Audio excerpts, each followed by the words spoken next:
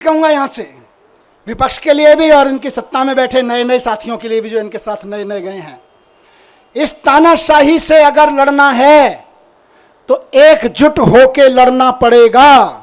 ये ना सोचें कि आज आम आदमी पार्टी के कार्यकर्ता और नेता जेल में हैं, कल नंबर आपका भी आएगा, कल नंबर उनका भी आएगा जो दूसरे पक्ष में बैठे हैं या इधर के पक्ष में बैठे हैं। कल नंबर उनका भी आएगा जो इधर नए नए गए हैं कि हम तो इनके साथ हैं। एनडीए के साथियों को भी कहना चाहता हूं, उनके साथ जो गए हैं, और इंडिया गठबंधन के भी एक एक आदमी को और बाकी सब पार्टियों के साथियों को कहना चाहता हूं, पार्टी की जिंदगी के लिए नहीं, नेताओं की जिंदगी के लिए नहीं, देश के लिए इकट्ठा होकर लड़ना पड़ेगा, देश के लिए इकट्ठा होकर लड़ना पड़ेगा। और आज कह रहा हूं इस मंच से कि अगर देश के पूरे विपक्ष के नेता पूरी ताकत से एक बार हुंकार भर देंगे तो आज देश में वो माहौल है कि अरविंद केजरीवाल जी 24 घंटे के अंदर बाहर आ जाएंगे।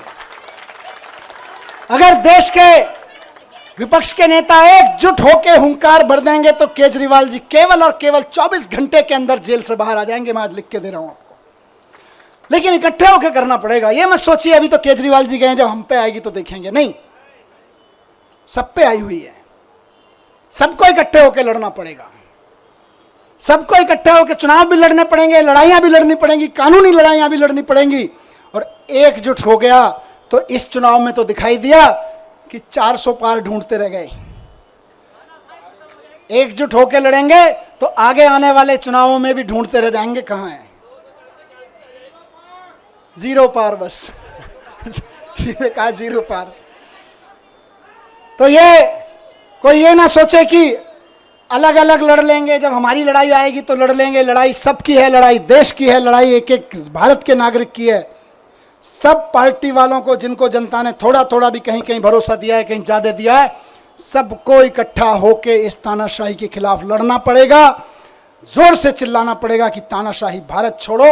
और जिस दिन तानाशाही भारत छोड़ो का नारा हर गले से निकल गया, केजरीवाल जी सबसे पहले जेल से बाहर आएंगे। हेमंत सोरेन जी आ गए ना, देखो कितनी दिन मुझे निकाला, अभी अरविंद जी भी आएंगे।